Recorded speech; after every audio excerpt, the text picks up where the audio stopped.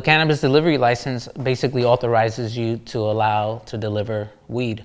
You have to work with another licensed processor, a grow operation, or another dispensary.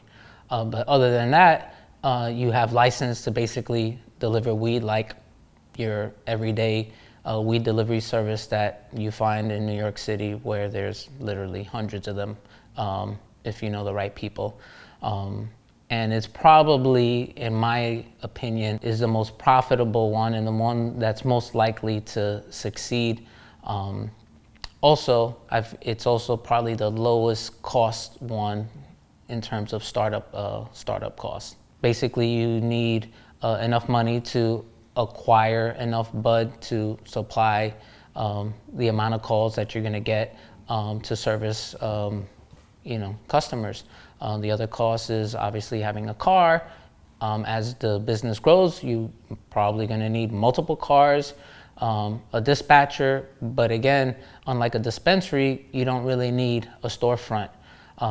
You need a space to store your supplies, your bud, your vape cartridges, some of your edibles, but other than that, it's just you're on the go making deliveries.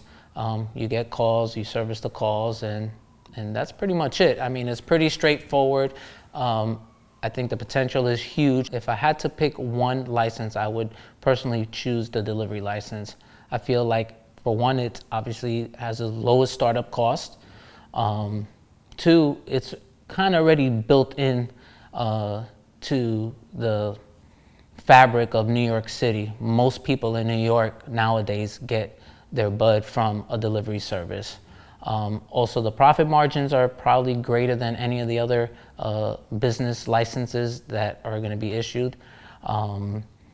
And most importantly, it's probably the easiest one to operate, to be quite honest. I mean, you just need a dispatcher, some bud. Obviously, you need some customers, but it's basically just deliver some bud.